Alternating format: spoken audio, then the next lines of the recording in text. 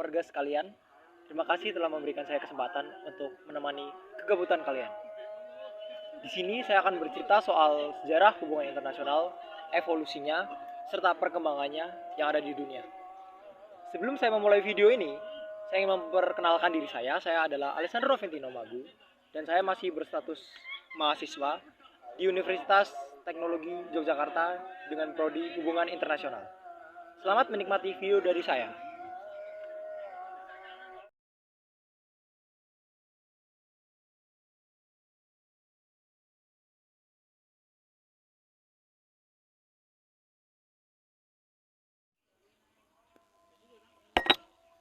Sejarah hubungan internasional sendiri yang sudah diteliti adalah kita mulai pada masa sebelum Masehi, di mana tahun 3500 Masehi, menurut seorang ilmuwan bernama Buzan dan Richard Little, mereka mengemukakan bahwa hubungan internasional sendiri itu terjadi di saat peradaban Sumeria yang ada di Mesopotamia, di mana pada saat itu ada negara kota di Sumeria, di mana masyarakatnya itu mereka sudah mulai berinteraksi satu sama lain, membuat perjanjian atau bahkan berperang. Jadi itu bisa dikatakan adalah sejarah pertama yang diketahui oleh manusia tentang hubungan internasional.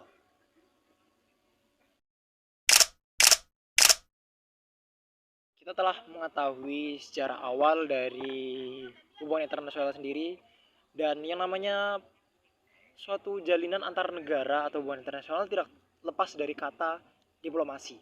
Jadi marilah kita membahas bagaimana sih diplomasi itu muncul.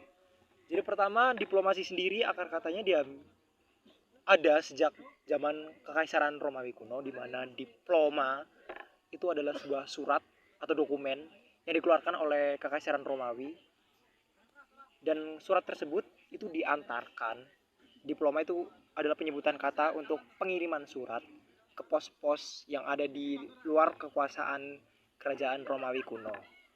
Jadi kata diplomat adalah orang yang membawa surat tersebut.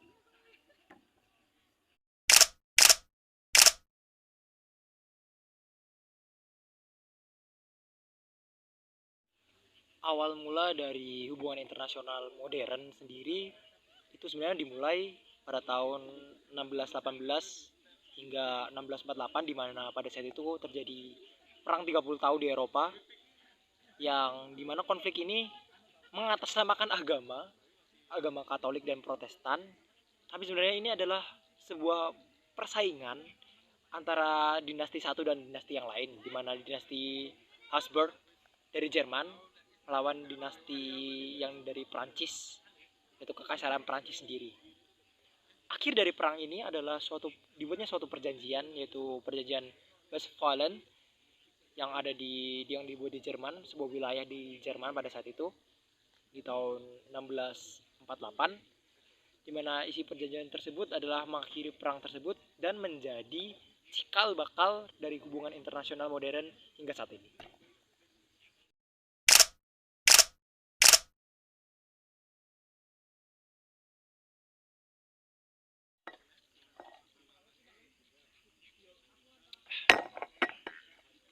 Lanjut, di mana hubungan internasional pada babak modern kali ini dimulai pada saat Perang Dunia Pertama.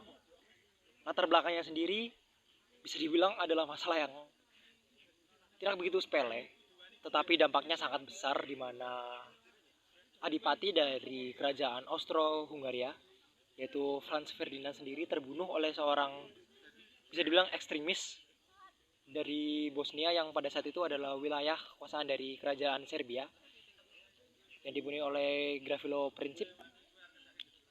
Dan akhirnya pada saat itu kerajaan dari Austro-Hungaria sendiri menyatakan perang terhadap kerajaan Serbia. Perang tersebut berlangsung selama 4 tahun, antara tahun 1914 sampai tahun 1918, di mana dari blok Austro-Hungaria sendiri mengajak blok sentralnya, yaitu seperti Jerman, kerajaan Turki Utsmani, dan kerajaan Bulgaria. Sedangkan Serbia sendiri menggalang kekuatan dengan nama Blok Entente, di mana ada kerajaan Kekaisaran Prancis, Ada kerajaan Inggris Britania Raya, lalu ada kerajaan Rusia. Babak akhir dari perang ini adalah setelah kekalahan dari blok Entente, di mana kerajaan Kesultanan Utsmania itu akhirnya jatuh, lalu kerajaan Jerman juga kalah, lalu Austro-Hungaria sendiri terpecah pada saat itu.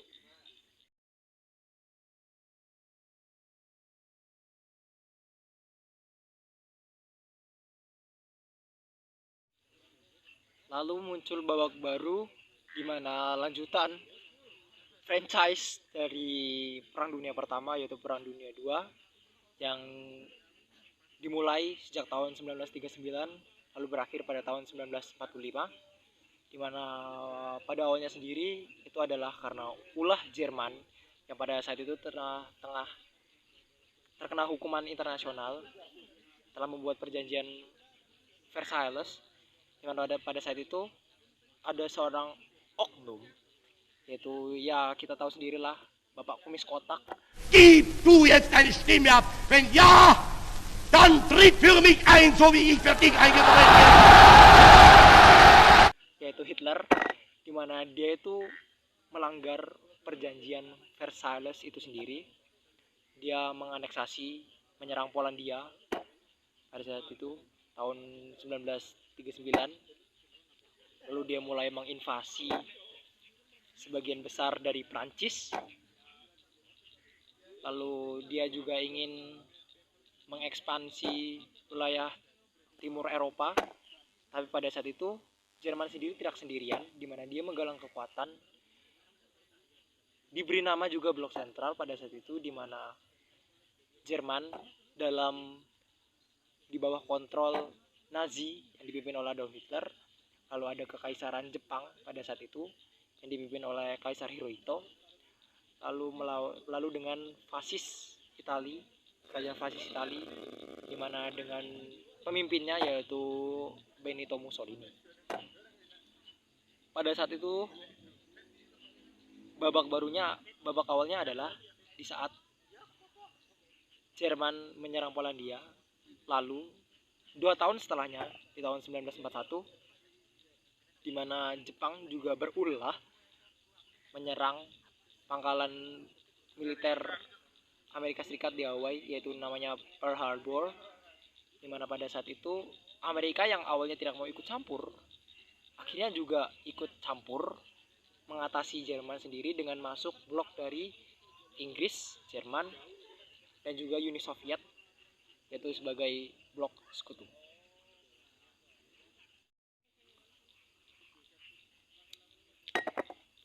Dan di saat itu terjadi perang, di mana Jerman yang awalnya merasa jumawa, mereka berhasil mengalahkan Prancis. Hitler merasa besar hati, besar diri, menyombongkan dirinya. Lalu dia mencoba untuk menciptakan operasi khusus ke Eropa bagian timur, yaitu Operasi Barbarossa, di mana ia juga ingin menginvasi Soviet pada saat itu. Ya, mungkin Hitler sendiri tidak belajar dari masa lalu, di mana bangsa-bangsa lain tidak bisa menginvasi Rusia. Akhirnya terjadilah yang tidak diinginkan oleh Hitler sendiri, di mana mereka kalah bahkan sebelum memasuki kota Moskow karena cuaca dingin. Lalu dibalikkan oleh tentara merah pada saat itu, sehingga Jerman pun jatuh dan Hitler bunuh diri pada tahun 1945. Itu kekalahan yang sangat telak dan sangat memalukan sendiri bagi Jerman, karena mereka sudah 2 kali ikut dalam perang dunia tetapi kalah dengan memalukan. Lalu bagi Jepang sendiri, Jepang kalah setelah dibom 2 kali di Hiroshima dan Nagasaki oleh Amerika Serikat, dan akhirnya menyerah tanpa syarat kepada sekutu.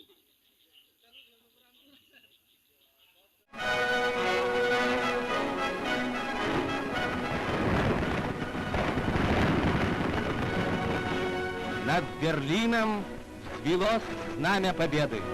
Его водрузили советские люди, воины-победители. Terima kasih telah menonton video saya. Dan apabila ada kesalahan dan kurang kata dan juga kata-kata yang mungkin kurang pantas, saya mohon maaf. Saya pamit undur diri dan terima kasih. Ciao.